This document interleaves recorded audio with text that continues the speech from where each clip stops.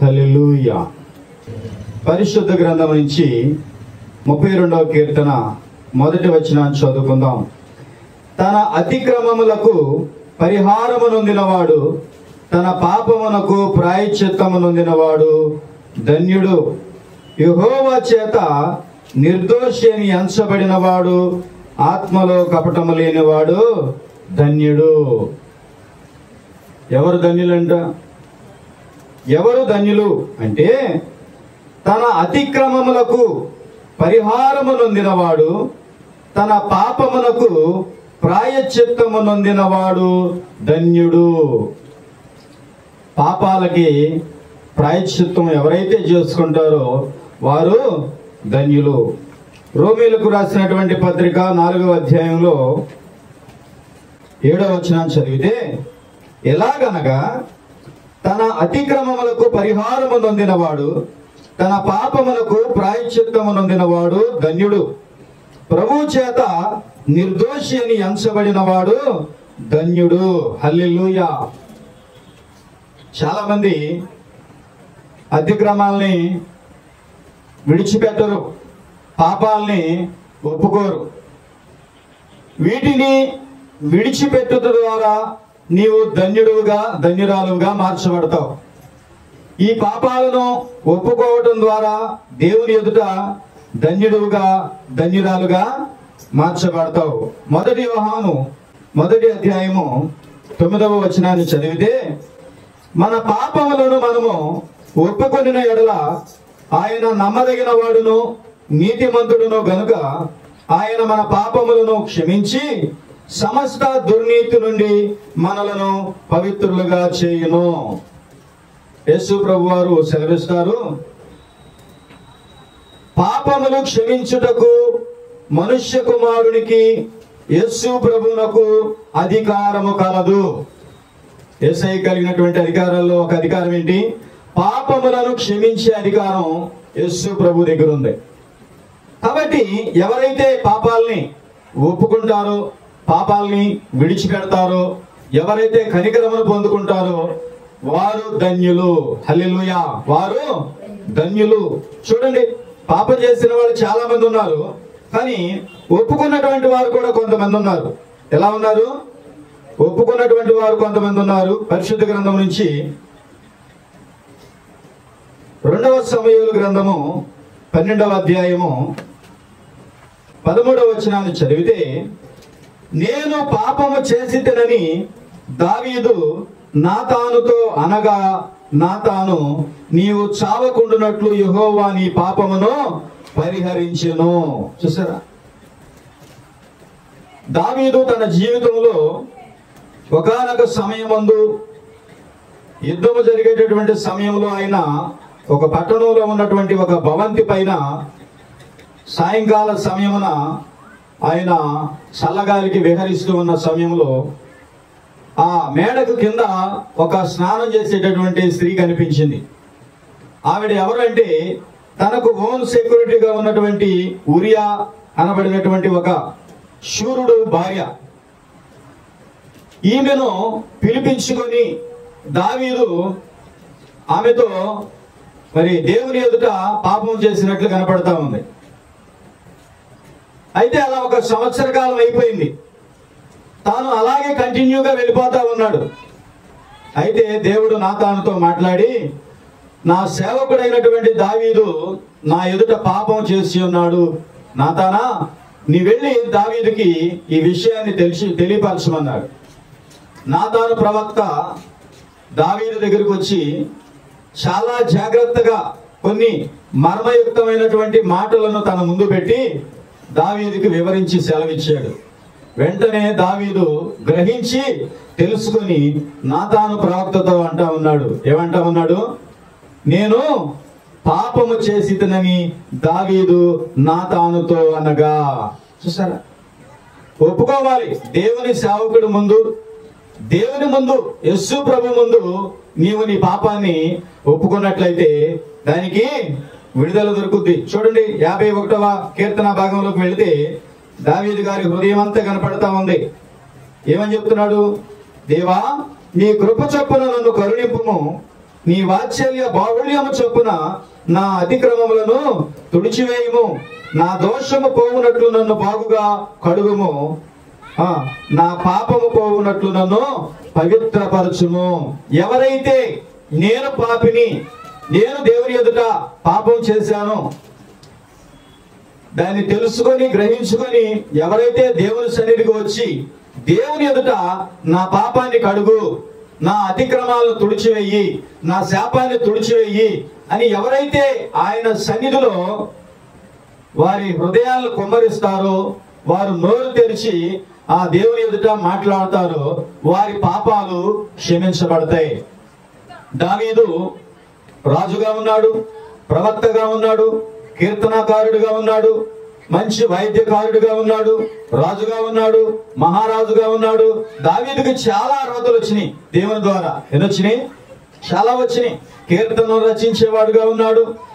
అనేక రకాలైనటువంటి మరి ఆ దావీదుకి చాలా తలాంతులు దేవుని ద్వారా అనుగ్రహించబడి, ఇన్ని అనుగ్రహించబడినప్పటికీ నేను చేసినది పాపము, దేవుని ఎదుట నేను చేసినది పాపము అని నీకు గ్రహింపుకు వచ్చినప్పుడు, నీకు తెలిసినప్పుడు నువ్వు ఖచ్చితంగా దేవుని ఎదుట ఒప్పుకుంటే నువ్వేమవుతావంటే కనికరించబడతావు, నీకు కృప దొరుకుద్ది, నీ పాపాలు నీ అతిక్రమాలు క్షమించబడతాయి. కాబట్టి నువ్వు ఎలా ఉంటావంటే దేవుని ఎదుట ధన్యుడుగా ధన్యురాలుగా మార్చబడతావు. చాలా మంది వీటిని ఒప్పుకోరు, దాచుకుంటారు. దాని వలన ఏంటి లాభం అంటే నరకం దొరుకుద్ది, దాని తర్వాత అగ్నిగుండం దొరుకుద్ది, యుగ యుగాలు కూడా అందులోనే ఉండాల్సినటువంటి పరిస్థితి. కాబట్టి రెండవగా చూస్తే ఇక్కడ ఇంకో వ్యక్తి కనపడతా ఉన్నాడు. ఎవరు అంటే మొదటి సమూయేలు గ్రంథంలో కొంతమంది కనపడతా ఉన్నారు. చూడండి, వారు మిస్పాలో కూడుకొని నీళ్లు చేది యెహోవా సన్నిధిని కుమ్మరించి ఆ దినము ఉపవాసం ఉండి యెహోవా దృష్టికి మేము పాపాత్ములమని ఒప్పుకొనిరి. ఎవరు? ఇశ్రాయేలీలు. ఫిలిష్తీయులు వీళ్ళకి శత్రువులుగా ఉన్నారు. దేవుని మందసము ఏలీ కుమారుల దగ్గర నుంచి పట్టబడింది. మందసము దాదాపు 20 సంవత్సరాలు ఇశ్రాయేలీల ప్రజలలో లేకుండా పోయింది. ఈ మందసం లేదు. ఇశ్రాయేలీలందరూ కూడా మందసం లేనటువంటి జనులుగా మిగిలిపోయారు. వీరందరికీ హృదయంలో ఆకాంక్ష ఉంది, హృదయంలో అభిలాష ఉంది. దేవుని మందసం మా మధ్య ఉంటే ఎంత మేలు, ఎంత మంచిదని వీళ్ళు ఎదురు చూస్తా ఉన్నారు. కాబట్టి ప్రియులారా, ప్రవక్త అయినటువంటి సమూయేలుతో మాట్లాడుతున్నప్పుడు ఆయన సెలవిస్తూ ఉన్నాడు. ఏమంటున్నాడంటే, సమూయేలు ఇశ్రాయేలీలందరితో ఇట్లనెను, మీ పూర్ణ హృదయముతో యెహోవా యొద్దకు మీరు మళ్ళుకొనిన యెడల అన్య దేవతలను అష్టారోతు దేవతలను మీ మధ్య నుండి తీసివేసి పట్టుదల కలిగి యెహోవా తట్టు మీ హృదయములను త్రిప్పి ఆయనను సేవించుడి. అప్పుడు ఆయన ఫిలిష్తీయుల చేతిలో నుండి మిమ్మల్ని విడిపించును. అంతటా ఇశ్రాయేలీలు బయలు దేవతలను అష్టారోతు దేవతలను తీసివేసి యెహోవాను మాత్రమే సేవించిరి. చూసారా? పెట్టుకొని వాటితో ఆనందపడటమే తప్ప నీకేదన్నా శ్రమ వస్తే, నీకేదన్నా ఇబ్బంది వస్తే, నీ మీదకి ఏదైనా మరణమే వస్తే ఈ బొమ్మలు ఏమి ఉపయోగపడవండి.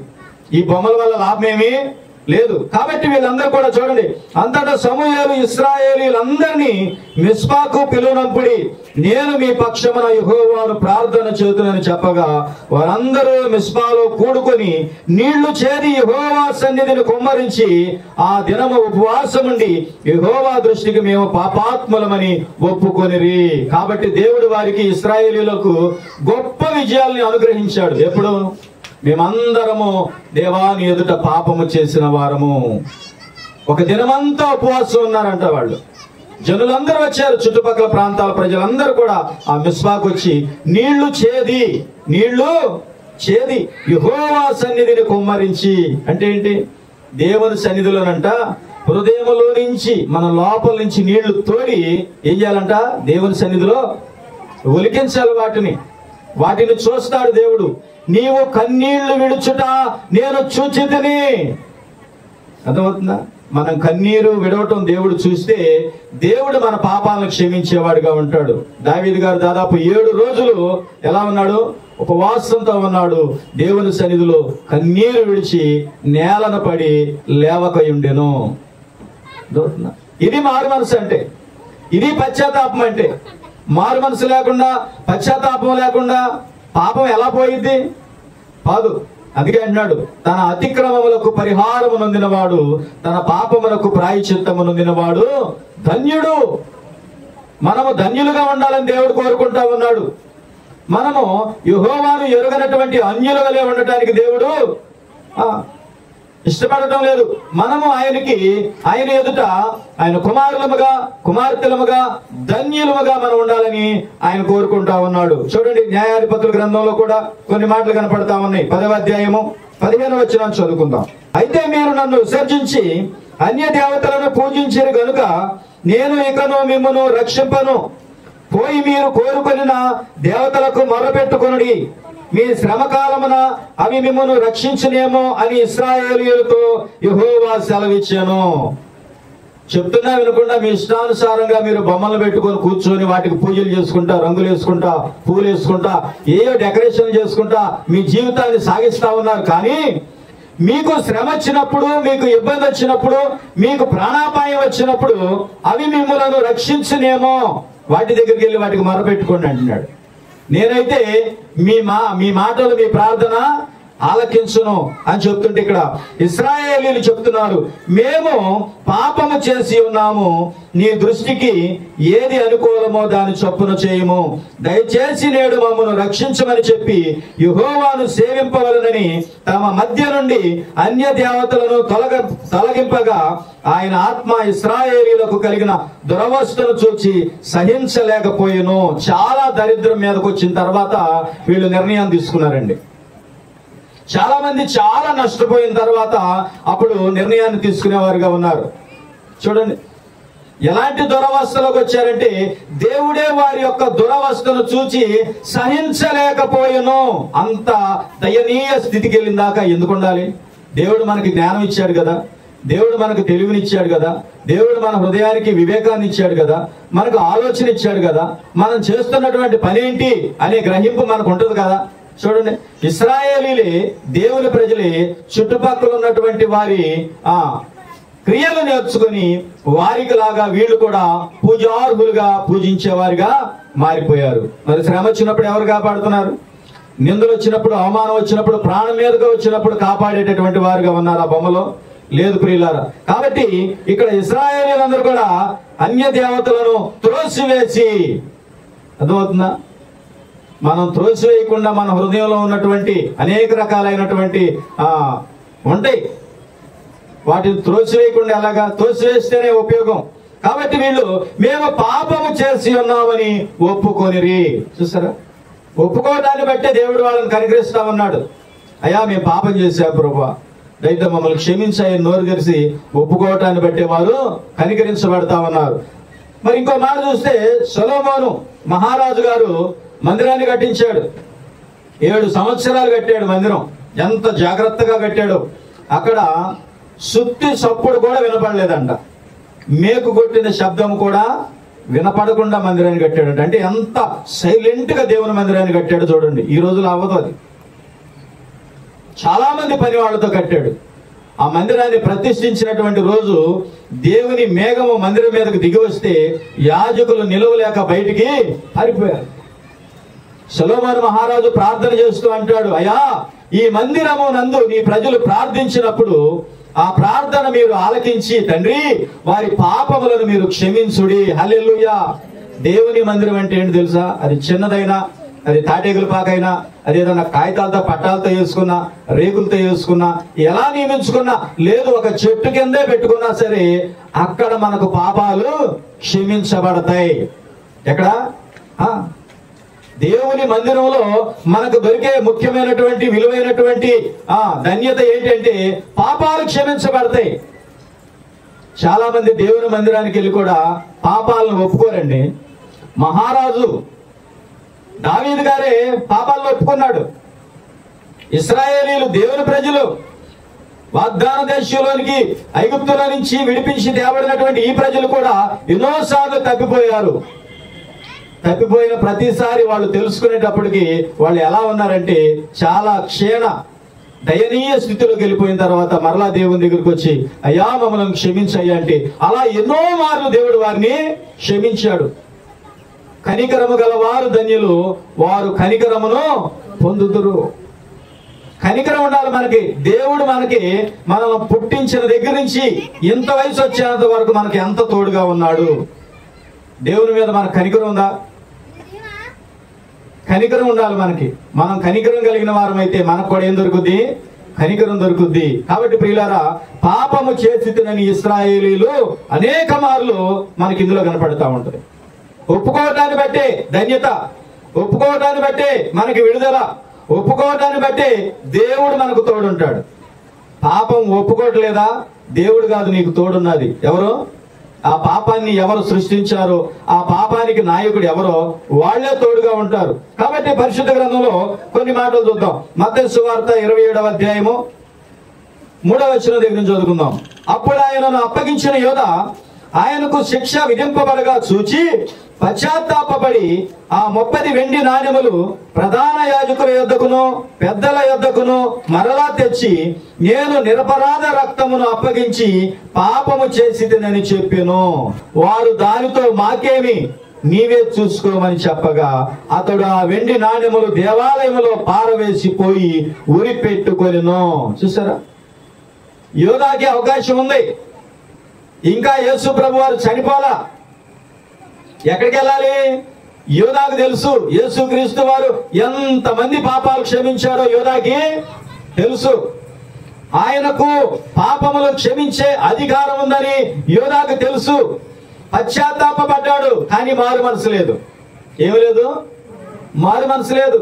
మారు మనసు అంటే ఏంటి? ప్రభు దగ్గరికి వెళ్ళి, ఆయన దరిదాపుకి వెళ్ళి, అయ్యా నన్ను క్షమించు, నా అజ్ఞానాన్ని బట్టి, నా ఆశను బట్టి, నా దురాశను బట్టి, నాలో పనిచేసినటువంటి సాతాను ఆత్మను బట్టి నేనైతే నిన్ను అమ్ముకున్నాను, కానీ దయతో నన్ను క్షమించు ప్రభువా, యేసు నా రక్షకుడా నన్ను క్షమించాయి అని అడిగితే ఈ యోధాకి విడుదల దొరికేది. ఏం దొరికేది? యోధాకి విడుదల దొరికేది. దాదాపు 9 గంటలకు ఆయన సిలువ వేశారు. మధ్యాహ్నం 3 గంటల వరకు ఆయన ప్రాణంతోనే సిలువ మీద వేలాడుతా ఉన్నాడు. కాబట్టి ఏ సమయంలో వెళ్ళి యేసు ప్రభువాన్ని నన్ను క్షమించు ప్రభువా అని అడిగితే ఏమయ్యేది? ఫైనల్ స్టేజ్ లో 2 దొంగలు ఉన్నారు. కుడి పక్కన ఉన్నటువంటి దొంగకి ఏం దొరికింది? నేడే నీవు నాతో పరదేశంలో ఉండు అని ప్రభువు సెలవిచ్చాడు.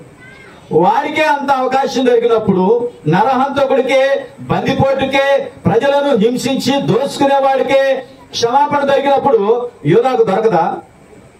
కానీ ఎక్కడికి రాలేదు. చాలా మంది ఇలాగే ఉంటారు. నేను పాపినని తెలుసుకుంటారు, నా దగ్గర పాపాలు ఉన్నాయని తెలుసుకుంటారు, నేను చాలా పాపాలు చేశానని వాళ్ళు గ్రహించుకొని ఉంటారు, కానీ ప్రభు దగ్గరికి రారు. ఎక్కడికి రారు? చేసుకున్న పాపాలు చెప్పుకుంటే పోతాయి అని వాళ్ళకి వీళ్ళకి చెప్పుకుంటూ తిరుగుతారు. ఏమవుతాయి? పోవటం కాదు, ఇంకా పాకుతాయి. ఎలాగా? సొరకాయ కాడ పాకినట్టు, చిక్కుడు కాడ పాకినట్టు. అర్థమవుతుందా? ఆ మినప చేలో, పెసర చేలో బంగారు తీగ పాకినట్టు ఏమవుతాయి? పాపాలు చెప్పుకుంటే పోతాయి. ఎవరికి? యేసు ప్రభువుకి చెప్పుకుంటే పోతాయి. యేసు ప్రభు ఎదుట ఒప్పుకుంటే పోతాయి.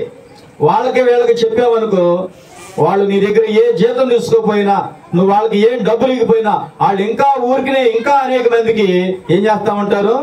వెల్లడి చేస్తా ఉంటారు, చాటింపేస్తా ఉంటారు. కాబట్టి పశ్చాత్తాపడ్డాడు, కానీ ఏమి లేదు. దైవ చిత్తానుసారమైన దుఃఖం గారు ఇక్కడికి వచ్చింది, జనరల్ గా వచ్చింది. అయ్యో నిజంగా ఎంత మంచివాడు, నేను నా అత్యాసను బట్టి ఆయన అమ్మేసుకున్నానే, అరే నేను నిరపరాధి రక్తమును అమ్ముకున్నాను అని దేవాలయంలోకి వెళ్ళి ఆ డబ్బులు ఇచ్చేస్తాను అన్నాడు. వాళ్ళు అన్నారు, ఆ డబ్బులతో మాకేంటి పని, వాటి సంగతి ఏదో నువ్వు చూసుకుంటే. అతడు దేవాలయంలో పారవేసి ఏ డబ్బుల కోసము, ఏ ధనాన్ని కోసము ఆశించి ప్రభువు నమ్మాడు, చివరికి ఆ ధనమునే పారవేసే పరిస్థితికి వచ్చాడు. సరే, పారవేస్తే పారవేశాడు. ఎక్కడికి వెళ్ళాలి? ప్రభు అయిన యేసు ఇంకా బ్రతికే ఉన్నాడు. అవకాశం దొరికేది. అవకాశం ఉన్నా కొంతమంది వారి పాపాలని ఒప్పుకోలేకపోతా ఉన్నారు. చూడండి, ఒప్పుకోలేదు కాబట్టి ఇతడు అన్యుడిగా మిగిలిపోతాడు దేవుని ఎదుట. ఎవరైతే ఒప్పుకుంటారో వారి పాపాలని వారు ధన్యులుగా మార్చబడతారు. కాబట్టి మొదటి సమూయేలు గ్రంథము 15వ అధ్యాయంలోకి వెళ్దాం. 30వ వచనం. మరియు ఇశ్రాయేలీయులకు ఆధారమైన వాడు నరుడు కాడు, ఆయన అబద్ధమాడడు, పశ్చాత్తాపపడడు. అందుకు సౌలు, నేను పాపము చేసి తిని, అయినను నా జనుల పెద్దల ఎదుటను ఇశ్రాయేలీయుల ఎదుటను నన్ను గనపరిచి యెహోవాకు మొక్కుటకై నేను పోగా నాతో కూడా తిరిగి రమ్మని అతనిని వేడుకొనినందున సమూయేలు తిరిగి సౌలు వెంట వెళ్ళెను. చూసారా, ఈ అమాలేకీయులతో తరములు యుద్ధమని దేవుడు ప్రకటించాడు. ఎందుకంటే ఇశ్రాయేలీయులు ఐగుప్తుల నుంచి విడిపించబడిన తర్వాత వస్తా ఉంటే మొట్టమొదటిగా ఇశ్రాయేలీయుల మీదకి కత్తి ఎత్తిన వారు ఎవరంటే అమాలేకీయులు.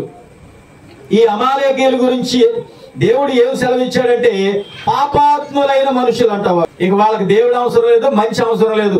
వారికి ఎల్లప్పుడూ కూడా ఏం కావాలంటే పాపానికి సంబంధించినయే కావాలి. వాళ్ళకి పాపపు ఆత్మ కలిగిన వారంట వీళ్ళు. కాబట్టి వీళ్ళు యుద్ధం చేశారు. ఇశ్రాయేలీయులతో యుద్ధం చేసినప్పుడు యెహోషువ ఎలా ఉన్నాడంటే ఆ సైన్యం మొత్తానికి రాజుగా నిలబడి అమాలేకీయులతో యుద్ధం చేశాడు. సూర్యుడు అస్తమించేంత వరకు యుద్ధం జరిగింది. మోషే కూడా తన 2 చేతులు పైకెత్తి ఎంతోసేపు వాటిని నిలబెట్టలేకపోతే చేతులు కిందకి దిగిపోయినప్పుడల్లా, బరువెక్కి దిగిపోయినప్పుడల్లా అమాలేకీయులు గెలుస్తా ఉన్నారంట. ఆ చేతులు ఇంకా స్టడీగా నిలబెట్టినప్పుడల్లా ఇశ్రాయేలీయులు గెలుస్తా ఉన్నారంట. అప్పుడు ఇక్కడ మనం చూస్తే అహరోను హూరు ఇద్దరు వచ్చి ఆయన ఒక చోట కూర్చోబెట్టి ఆ చేతులు కిందకి దిగకుండా కొన్ని రాళ్లను తెచ్చి ఆ చేతులను పట్టుకున్నారనమాట. సాయంత్రానికి అమాలేకు రాజు దొరికిపోయాడు యెహోషువకి. ఆ సైన్యంలో చాలా వరకు దొరికిపోయి చాలా వరకు పారిపోయారు. దేవుడు అన్నాడు, ఇది మొదలుకొని తరముల వరకు అమాలేకీయులతో యుద్ధం అన్నాడు. ఇప్పుడు ఇంకా అమాలేకీయులు సౌలు సమయంలో ఉన్నారు.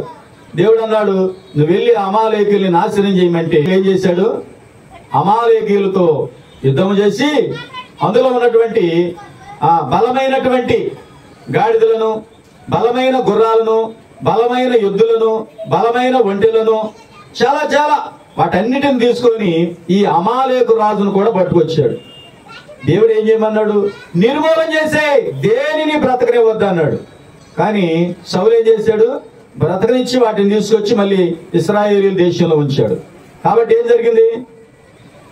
జరిగింది? ఇలా ఉన్నాడు. సమూయేలు వచ్చాడు.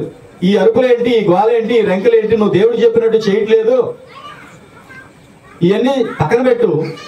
కానీ ఏమన్నాడు? నేను పాపం చేశాను అయినను సరే, నువ్వేం చేయాలి? యెహోవాకి బలి అర్పించడానికి నాతో కూడా రావాలి. చూసారా, పాపం ఒప్పుకునే పని లేదు, పాపం కోసం ప్రాయశ్చిత్తపడే పని లేదు, పాపం కోసం కన్నీరు విడిచే పని లేదు, పాపం పోవటం కోసం పశ్చాత్తాపపడే పని లేదు. ఏమన్నాడు? పాపము చేసి ఉన్నానని చెప్తానే ఎక్కడికి? ఆ పాపంతోనే పాపాన్ని విడిచిపెట్టకుండా పాపాన్ని కలిగే యెహోవాకి బలి అర్పించడానికి వెళ్ళాడు. ఇంకా మనం చూసినట్లయితే ఏమంటున్నాడంటే ఆ పాపంతోనే ఉండి సమూయేలుతో మాట్లాడుతున్నాడు. ఏమంటున్నాడంటే ఈ ప్రజలందరి ఎదుట నన్ను గౌరవపరచు. ఏంటంట? చూడండి, చాలా మంది పాపాన్ని వదిలిపెట్టకుండా, పాపాన్ని విడిచిపెట్టకుండా, పాపాన్ని వారు తీసివేసుకోకుండా, పాప క్షమాపణ పొందకుండా, మారు మనసు పొందకుండా, ఆ పాపాన్ని విడిచిపెట్టకుండా, పాపాన్ని కలిగి చాలా ఘనతలు కావాలని కోరుకుంటున్నారు. ఆ పాపంతోనే ఉండి దేవుని సేవించేవారుగా కనపడుతున్నారు సౌలు వలె. చూడండి, ఇక్కడ చెప్తున్నాడు. ఏమన్నాడు ఆయన? నేను పాపము చేసి తిని అయినను, ఏంటంట? అయినను ఏంటి? నా జనుల పెద్దల ఎదుటను ఇశ్రాయేలీయుల ఎదుటను నన్ను గనపరిచి యెహోవాను మొక్కుటకై నేను కూడా నాతో కూడా పోవుటకు నీవు కూడా.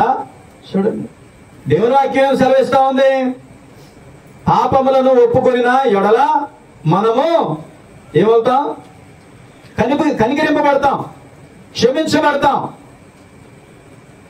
మన పాపములను మనము ఒప్పుకొని ఎడల ఆయన నమ్మదగిన వాడు, నీతిమంతుడును గనుక మన పాపములను క్షమించి ప్రతి దుర్నీతి నుండి మనలను రక్షించి పరిశుద్ధులుగా, పవిత్రులుగా చేయును. సౌలు జీవితంలో ఇది ఒక పెద్ద మరుపురాని ఘట్టం అన్నమాట. కాబట్టి ప్రియులారా, యెజ్రా గ్రంథము 10వ అధ్యాయము 1-2 వచనాలు చదువుకుందాం. యెజ్రా ఏడ్చుచు దేవుని మందిరం ఎదుట సాష్టాంగపడుచు పాపమును ఒప్పుకొని ప్రార్థన చేసెను. ఎలా పాపం చేశారంటే వీళ్ళు అసలు దేవుని ప్రజలు అన్యజనులను వివాహం చేసుకోకూడదని ఆది కాండం దగ్గర నుంచి మనకు కనపడతా ఉంది. అన్యులు అంటే ఏంటి? మార్పు లేని వాళ్ళు, తమ ఇష్టానుసారంగా జీవించేవాళ్ళు, దేవునితో సంబంధం లేని వాళ్ళు, దేవుడు అంటే ఏంటో, దేవుని యొక్క నిబంధన అంటే ఏంటో వారికి తెలియదు. చూసారా, చాలా మంది ఇక్కడ కొన్ని నిర్ణయాలు తీసుకున్నారు. పాపం చేసామని ఒప్పుకోవడానికి మనిషికి చాలా ఆయాసం వస్తుంది. వాడు లోపల ఒప్పుకునే ఉంటలా ముందు. అసలు నీ పాపం ఒప్పుకుంటే నువ్వు తేలికగా అయిపోతావు. హల్లెలూయా. ఏమైపోతావు? నువ్వు తేలికగా మారిపోతావు, తేలికైపోతావు. పాపము మనిషిని, మనిషి హృదయాన్ని, మనిషి ఆలోచనలను, మనిషి తలంపులను, మనిషి కార్యాలను ఏం చేస్తా ఉంటదంటే నొక్కివేస్తా ఉంటది. నిన్ను పైకి రానివ్వదు, నిన్ను ఆశీర్వాదంలోనికి వెళ్ళనివ్వదు, నిన్ను అనేక ప్రజలలోనికి నడవనివ్వదు, నిన్ను గొప్పగా అవనివ్వదు. పాపం ఏం చేస్తుందంటే నిన్ను ఎక్కడున్న వ్యక్తిని అక్కడే ఉంచడానికి చూస్తుంది. దేవుని సన్నిధికి వెళ్ళనివ్వదు, నలుగురిలో గొప్పగా సాగనివ్వదు. పాపానికి ఉన్న బలం ఏంటి తెలుసా? నువ్వు ఆశీర్వాదంలోకి వెళ్లకుండా నిన్ను నొక్కేస్తా ఉంటుంది అనమాట. అందుకే ప్రియులారా, నిర్గమాకాండము 10వ అధ్యాయము 16వ వచనంలో చూడండి. ఇక్కడ ఫరో మాట్లాడుతున్నాడు. కాబట్టి ఫరో మోషే అహరోనులను త్వరగా పిలిపించి, నేను మీ దేవుడైన యెహోవా ఎడలను మీ ఎడలను పాపము చేసి తిని, మీరు దయచేసి ఈసారి మాత్రమే నా పాపము క్షమించి నా మీద నుండి ఈ చావు మాత్రము తొలగించమని మీ దేవుడైన యెహోవాను వేడుకొనుడనగా. చూసారా, ఐగుప్తు రాజైనటువంటి ఫరో ఏమన్నాడు? నా జనులు కూడా పాపం చేసేవని ఇంకో చోట కనపడుద్ది. మీ దేవుణ్ణి వేడుకోండి మా కోసం అని చెప్తాడు. కానీ మరలా అదే తీరు, మరలా చూడు, మరలా అదే తీరు. సరే, ఈ ఫరో ఇలా చేయటాన్ని బట్టి ఏం జరిగిందంటే చివరికి ఫరో, అతని రథము, అతని సైన్యము కూడా ఏమైపోయారు? ఎర్ర సముద్రములో మునిగిపోయారు.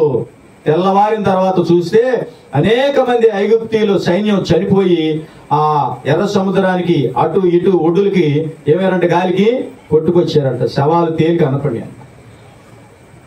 పాపం చేశానంటున్నాడు, మీరు మీ దేవుడికి నా గురించి వేడుకోండి అని చెప్తున్నాడు. మళ్ళీ ఏం చేస్తున్నాడు? తెల్లారి మళ్ళీ మామూలే, వెళ్ళటానికి వీల్లేదు, మీరు వెళ్ళటానికి వీల్లేదు అంటున్నాడు. కొంతమంది పాపాలను ఒప్పుకున్నట్లే ఉంటారు, కొంతమంది పాపాలను విడిచిపెట్టేసినట్లే ఉంటారు. కానీ మెల్లిగా వాళ్ళకే గ్రహింపుకొచ్చుద్ది, నాలో ఏది నేను విడిచిపెట్టాను అనుకున్నది కంటిన్యూ అవుతా ఉంది. దానివల్ల నీకేంటి లాభం? దానివల్ల నీకేంటి మేలు? దానివల్ల నీకేంటి ఆశీర్వాదం? పాపము వలన మనిషికి మేలు గాని, దీవెన గాని, ఆశీర్వాదం గాని, నెమ్మది గాని లేదు. పాపాన్ని విడిచిపెడితేనే మేలు, దీవెన, ఆశీర్వాదం, నెమ్మది, శరీరానికి ఆరోగ్యం. ఒక శరీరంలో ఏదైనా ఒక రోగం ఉంటే ఆ రోగాన్ని బట్టి ఆ మనిషికి నెమ్మది ఉండదు, మనశ్శాంతి ఉండదు, ఆలోచన కూడా సరిగా ఉండదు. ఏది? ఒక రోగాన్ని బట్టి. ఒక రోగాన్ని బట్టే నీకు నెమ్మది లేదు, మనశ్శాంతి లేదు, నీకు అనేక రకాలైనటువంటి వ్యాపకాలుగా నీ మైండ్ సెట్ మారిపోతా ఉంది. ఏది? ఉన్న ఒక రోగాన్ని బట్టి. మరి పాపం దానికంటే బలమైందిగా, రోగాల కంటే బలమైంది పాపం. అందుకే దేవుని వాక్యం కీర్తన 32 ఏం చెప్తుందంటే, తన పాపములకు ప్రాయశ్చిత్తము నొందినవాడు ధన్యుడు. వాటిని ఒప్పుకొని విడిచిపెడితే మనకు మంచిది. పాపాలను మన దగ్గర ఉంచుకుంటే పాపానికి పాపం పిల్ల పుట్టుద్ది. ఏం పుట్టుద్ది? పాపానికి ఏం పిల్ల పుట్టుద్ది? పాపం పిల్ల పుట్టుద్ది. ఏం పుట్టుద్ది? అది ఇంకా మనలో పెరిగి పరిపక్వమై మరణం దాకా తీసుకెళ్ళుద్దంట. ఏమవుద్ది? పాపము పరిపక్వమై మరణమును కనగా, చూసారా, చచ్చిపోయే స్థితికి తీసుకెళ్ళుద్దంట. దాన్ని ఒప్పేసుకోవడం మంచిది. యోధా గారు ఒప్పేసుకున్నట్లయితే మరణంలోకి వెళ్ళేవాడు కాదు, ఊరు పెట్టుకొని చనిపోయేవాడు కాదు. ఒప్పుకోలేదు, తనలో తాను బాధపడ్డాడు. అర్థమవుతుందా? ఎక్కడికి వెళ్ళాలి? యేసు ప్రభు దగ్గరికి వెళ్ళాలి. కానీ వాడు ఎక్కడికి వెళ్ళాడు? ఊరితాడు దగ్గరికి వెళ్ళాడు. కాబట్టి ప్రియులారా, పాపముని ఒప్పుకోవాలి. ఒప్పేసుకున్నట్టే యాక్షన్ చేస్తా ఉంటారు. అందుకే దేవుని వాక్యం సెలవిస్తా ఉంది, ఆయన సన్నిధిలో పాపానికి విడుదల దొరుకుద్ది. హల్లెలూయా. ఇంకా పాపాలు పోనట్టు నీ హృదయం నీ మీద దోషారోపణ చేస్తుందా? చక్కగా దేవుని సన్నిధికి రా, సాపేసుకో, కూర్చో. ఎంతసేపు నీకు ప్రార్థన చేయాలనిపించిందో, ఏ ఏ విషయాల మీద నీ హృదయం నీ మీద దోషారోపణ చేస్తా ఉందో ఆయా విషయాలు క్షమించమని, నీ రక్తంతో నన్ను కడుగయని యేసు ప్రభు దగ్గర అడిగితే ఆయన నీ పాపములను క్షమించుటకు అధికారం కలిగి ఉన్నాడు. ఆయన తుడిచివేస్తాడు. మరి అన్నటికీ ఆయన జ్ఞాపకం చేసుకోడు. మరి అన్నటికీ అవి నీ మీద దోషారోపణ నీ హృదయం మీద చేయవు. కాబట్టి లూకాసు సువార్తలోకి వెళ్తే 15వ అధ్యాయంలో ఒక వాక్యం కనపడతా ఉంది. 18వ వచనం చదువుకుందాం. నేను లేచి నా తండ్రి వద్దకు వెళ్ళి, తండ్రి, నేను పరలోకమునకు విరోధముగాను నీ ఎదుటను పాపము చేసి తిని, ఇక మీదట నీ కుమారుడనని అనిపించుటకు యోగ్యుడను కాను. అర్థమవుతుందా? నన్ను నీ కూలి వారిలో ఒకనిగా పెట్టుకొనమని అతనితో చెప్పుదననుకుని లేచి తండ్రి వద్దకు వచ్చాను. చిన్న కుమారుడు తండ్రి దగ్గరకు వచ్చాడు. నా ఆస్తి నాకు కావాలన్నాడు.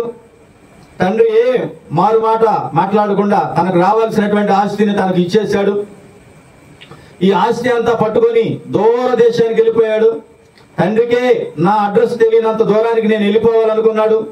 వెళ్ళిపోయి అనేక రకాలైనటువంటి దుర్వ్యాపారాలు, మంచివి కాదు, అనేక మందిని పాడు చేసేటటువంటి వ్యాపారాలు మొదలుపెట్టాడు. వ్యాపారాలు మొదలుపెట్టిన తర్వాత తన దగ్గర ఉన్నటువంటి తండ్రి దగ్గర నుంచి తెచ్చినటువంటి ఆస్తి అంతా అయిపోయింది. అయిపోయిన తర్వాత ఆ దేశమందు కరువు వచ్చింది. ఈ కరువు వచ్చింది, ఇతనుకున్న ఆస్తి అయిపోయింది. ఏం చేయాలో తెలియని పరిస్థితి. ఈ స్థితిలో ఇతడికి ఒక ముద్ద పెట్టిన వాడు కూడా ఎవడో లేడు. ఇతడిని ఆదరించిన వాడు కూడా ఎవడో లేడు. ఇతనికి స్నేహితులుగా ఉన్న వారందరూ కూడా జంప్ అయిపోయారు. ఏమయ్యారు? మరి ఇప్పుడు జరిగేది అదే. ఇప్పుడు కాదు, అప్పుడే జరుగుతుంది. వదిలిపెట్టి వెళ్ళిపోవటం అనేది. బెల్లం అయిపోతే ఈగలేమో ఉండవు అక్కడ. బెల్లం ఉంటేనే ఈగలు ఉంటాయి. బెల్లం అంటే ఏంటి? డబ్బు. నీ దగ్గర డబ్బు ఉందనుకో, నీ చుట్టూ అందరూ చేరుతారు. నీ దగ్గర అయిపోయింది అనుకో బెల్లం, డబ్బు అయిపోయింది అనుకో, ఎటు ఈగ అటు ఎగిరి వెళ్ళిపోద్ది. అర్థమవుతుందా? కాబట్టి ఇతనికి తినడానికి కూడా ఎవరు ఏమి పెట్టి ఆదరించేవారు లేరు. కాబట్టి నేనేం చేయాలి అని ఆలోచించుకుంటుంటే రోజు ఒక అతను పందుల దగ్గరికి వెళ్తున్నాడు. తన చెవులోకి అతను కనపడ్డాడు. అతనితో దగ్గరికి వెళ్ళి మంచి సంభాషణ చేశాడు. మంచి ఒక సాఫ్ట్వేర్ ఎంప్లాయీ లాగా మాట్లాడేది. మరి నేను నీ పందులు మేవటానికి నీ దగ్గర ఏమన్నా నాకు పోస్ట్ దొరుకుతుందంటే బలేవాడురా, నువ్వు ఎలాంటి స్థితిలో వచ్చావు, కానీ నీ పరిస్థితి ఎలా అయిపోయింది. అర్థమవుతుందా? సరే, ఆ పందులు మేపు, నేనన్నా రెస్ట్ తీసుకుంటా అని పందులు మేపుతా ఉన్నాడు. పందులు చేలోకి తీసుకెళ్ళి తోలుకెళ్ళి మేపుతుంటే అవి తినేటటువంటి గడ్డి, అవి తినేటటువంటి పొట్టు. అర్థమవుతుందా? పందులు అంటే మనకి ఈ ఏరియాలో తిరిగే కాదు, వాటిని ప్రత్యేకంగా వ్యాపారం కోసం పెంచుతారు. చాలాలో గొర్రెలు మేపినట్టు మేపుతారు. ఇతని ఆకలి ఎలా ఉందంటే, నేను ఆకలితో చచ్చిపోవచ్చున్నాను. ఎలా ఉందంటే ఆకలి. అతడు తీసుకున్న నిర్ణయం ఏంటి తెలుసా? ఆహా, ఆ పొట్టు ఆ గడ్డి తిని అవి బతుకుతున్నాయి కదా, నేను కూడా తింటే పోద్దు అనిపించిందంట. ఏమనిపించింది? పరిస్థితి అంత దయనీయంగా మారిపోయిన తర్వాత అప్పుడు బుద్ధి వచ్చినప్పుడు ఏమొచ్చింది? బుద్ధి వచ్చిందంట. బుద్ధి వచ్చిన తర్వాత అనుకుంటున్నాడు, తండ్రి నేను ఏమన్నాడు మా నాన్న దగ్గరికి వెళ్ళి, పరలోకమునకు విరోధముగాను నీ ఎదుటను పాపము చేసి తిని, ఇకను నీ కుమారుడు అనిపించుటకు నేను యోగ్యుడను కాదు, కానీ నీ పనివారిలో ఒక పనివారిగా పెట్టయ్యా. ఏమంటున్నాడు అక్కడ పందుల దగ్గర ఉన్నప్పుడు? నా తండ్రి అంట అనేక మంది పనివారికి ఆహారము సమృద్ధిగా ఉన్నది. పందుల దగ్గర ఎందుకు ఉంటుంది? పందుల దగ్గర ఏముంటది?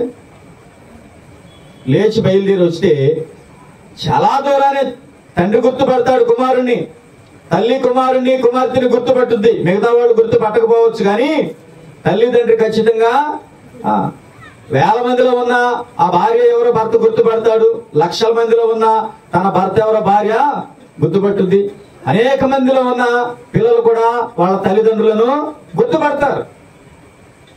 ఈ తండ్రి ఎదురు చూస్తా ఉన్నాడు. అయ్యో నా కొడుకు ఆస్తి అంతా పట్టుకుని వెళ్ళిపోతా ఉన్నాడు. ఆస్తి కాదు, నా కొడుకు ఏమైపోతాడా, నా కొడుకు ఎప్పుడు తిరిగి వస్తాడా, నా కొడుకు నా యొద్దకు తిరిగి వస్తే బాగుండని ఈ తండ్రి ఎదురు చూస్తా ఉన్నాడు. నిజంగా తిరిగి వస్తున్నాడు కొడుకు. ఎత్తుకెళ్ళినంత ఆస్తి ఏం చేశాడు? పెద్ద కుమారుడు వచ్చి అడుగుతున్నాడు, వేశ్యలతో తినేశాడు నీ ఆస్తి అంతని మాట్లాడుతూ ఉన్నాడు. సరే తీసుకొచ్చాడు, ముందు పరిగెత్తుకెళ్ళాడు, మీద పడ్డాడు, కౌగిలించుకున్నాడు, ముద్దు పెట్టుకున్నాడు. తండ్రి ప్రాణం అల్లాడిపోతా ఉంది. సర్లే మా నాన్న వచ్చాడు, ఇక అంతా సెట్ అయిపోయిందిలే. మళ్ళీ మా నాన్నతో ఈ మాటలు ఎందుకు? ఏ మాటలు? నేను అక్కడ అనుకున్నాను కదా, పరలోకానికి నీకు విరోధంగా పాపం చేశాను, నీ కుమారుడిని అనిపించుకోవడానికి నేను యోగ్యుడు కాదు అనే మాటలకు వదిలేసేయచ్చు. కానీ వీడికి వచ్చినటువంటి బుద్ధి ఎలాంటిదో తెలుసా? తండ్రి వచ్చి కౌగులించుకొని ముద్దు పెట్టుకున్నా సరే మళ్ళా ఏం చెప్తున్నాడంటే, నిజంగానే చెప్తున్నాడు, మారు మనసు అంటే ఇది, మారు మనసు అంటే ఇది. అప్పుడు ఆ కుమారుడు అతనితో, తండ్రి నేను పరలోకమునకు విరోధముగాను నీ ఎదుటను పాపము చేసి తిని ఇక మీదట నీ కుమారుడు నేను అనిపించుకున్నటకు యోగ్యుడను కాననెను. హల్లెలూయా. ఇది మారు మనసు. అక్కడ ఏమనుకున్నాడు, అక్కడ ఏం చేద్దాం అనుకున్నాడు, ఎక్కడ పందుల దగ్గర అనుకున్నది తండ్రి దగ్గరికి వచ్చిన తర్వాత అదే మాట చెప్పాడు.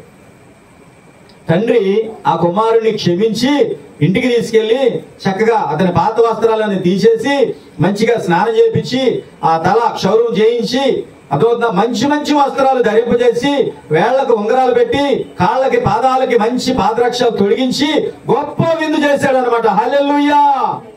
అందుకే యేసు ప్రభు వారు సెలవిస్తా ఉంటాడు, 100 గొర్రెలున్నాయి, ఒక గొర్రె తప్పిపోయింది. తప్పిపోయిన గొర్రె దొరికినప్పుడు వచ్చే సంతోషము మామూలుగా ఉండదన్నమాట. ఒక పాపి రక్షించబడితే పరలోకమందు ఏం జరుగుతుందంట? విందు సంతోషము జరుగుద్ది అనమాట. హల్లెలూయా. చాలా మంది మేము నీతిమంతులమి, మేము నీతిమంతులమి, మేము నీతిమంతులమి, మేము కోతిమంతులమి అనుకుంటారు, కానీ పాపాలు ఒప్పుకోరంట. ఏంటిది? మారు మనసు లేని వారు, పశ్చాత్తాపపడని వారు. వీళ్ళు కాదండి దేవునికి కావాల్సింది. ఎవడైతే తన పాపాలను విడిచిపెడతాడో, ఒప్పుకుంటాడో, అతిక్రమములను ఒప్పుకుంటాడో, విడిచిపెడతాడో, యేసు రక్తంతో కడుక్కుంటాడో వాడే దేవునికి ప్రియమైన కుమారుడు అనమాట. ఎవరంట? చూడండి, ఈ చిన్న కుమారుడు తిరిగి వచ్చి తాను నేను పాపం చేశానని ఒప్పుకోవటాన్ని బట్టి మరలా అతనికి ఏం దొరికింది? తండ్రి ఇంటిలో స్థానం దొరికింది, మంచి వస్త్రాలు దొరికినాయి, మంచి అధికారం ఉంగరాలు దొరికినాయి, మంచి సమాధానం అనేటటువంటి చెప్పులు దొరికినాయి.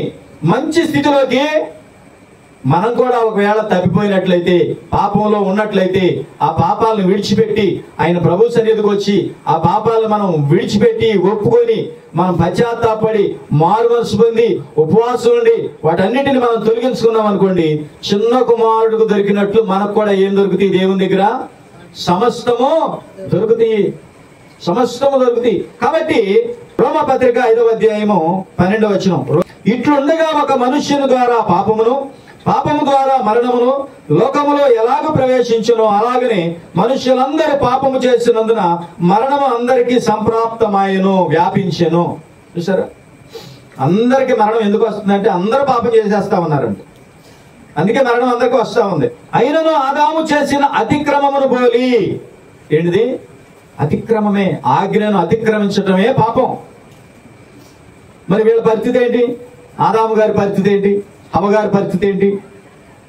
అమ్మగారి పరిస్థితి ఏంటి? ఆదికాండంలోకి రండి. వీళ్ళు కూడా పాపం చేశారు, వీళ్ళు కూడా ఆజ్ఞను అతిక్రమించారు. ప్రభు వచ్చి అడుగుతున్నాడు వాళ్ళని, ఎవరో నేను తినవద్దన్నటువంటి ఫలములను తినమని చెప్పింది ఎవరు అని అడిగితే ఇక్కడ చెప్తున్నాడు చూడండి. అందుకు ఆయన, నీవు దిగంబరివని నీకు తెలిపిన వాడు ఎవడు? నీవు తినకూడదని నేను నీకు ఆజ్ఞాపించిన వృక్ష ఫలములు తింటివా అని అడిగాను. అందుకు ఆదాము, నాతో నుండుటకు నీవు నాకు ఇచ్చిన ఈ స్త్రీయే ఆ వృక్ష ఫలములో కొని నాకు ఇయ్యగా నేను తింటినెను. అప్పుడు దేవుడైన యెహోవా స్త్రీతో, నీవు చేసినది ఏమిటని అడుగుగా స్త్రీ, సర్పము నన్ను మోసపుచ్చినందున తింటినెను. ఏది ఏమైనప్పటికీ వీళ్ళు ఒప్పుకున్నారు, ఒకళ్ళ మీద ఒకళ్ళు చెప్పుకొని ఏదన్నా జరిగినాయి. సన్నివేశం మాత్రం చెప్పారు, ఏమని? ఇది ఇలా ఇలా జరిగిందయ్యా, మరి మేము తినేసామన్నారు. ఇప్పుడు ఏం చేశాడు దేవుడు? వీళ్ళు దిగంబరులుగా ఉన్నారని వీళ్ళకి అర్థమైపోయింది. వీళ్ళైతే అంజూరపు ఆకులను కుట్టి కచ్చడాలుగా చేసుకొని తిరుగుతా ఉన్నారు. అయితే దేవుడు ఏం చేశాడంటే చూడండి 21వ వచనంలో, దేవుడైన యెహోవా ఆదాముకును అతని భార్యకును చర్మపు సక్కాయలను చేయించి వారికి తొడిగించెను. హల్లెలూయా. మన దేవుడు క్షమించే దేవుడు అండి. మన దేవుడు కృప చూపించే దేవుడు, మన దేవుడు కనికరించే దేవుడు, మన దేవుడు మన యందు జాలిపడే దేవుడు.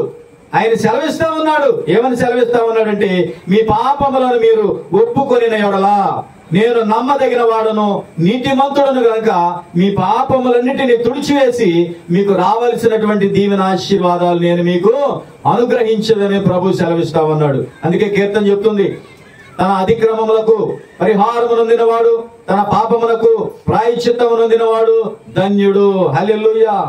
చూడండి, యోధా పాపాన్ని ప్రభు దగ్గరికి వెళ్ళి ఒప్పుకోవడానికి ఇష్టపడాల. సౌలు కూడా తన పాపాన్ని దేవుని ఎదుట విడిచిపెట్టడానికి ఇష్టపడాల. కాబట్టి ప్రియులారా, చాలా జాగ్రత్తగా ఉండాలి. పాపముల వచ్చు జీతము, పాపము వలన వచ్చు జీతము మరణము, మరణము, మరణము. మరణం కావాలా? నిత్య జీవం కావాలా? నిత్య జీవమే కావాలి. హల్లెలూయా, హల్లెలూయా. కాబట్టి యేసు ప్రభు వారికి పాపాలు క్షమించే అధికారం ఉంది.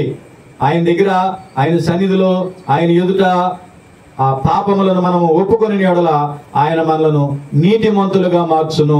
దేవుడి మాటలు మన హృదయాల్లో స్థిరపరచును గాక.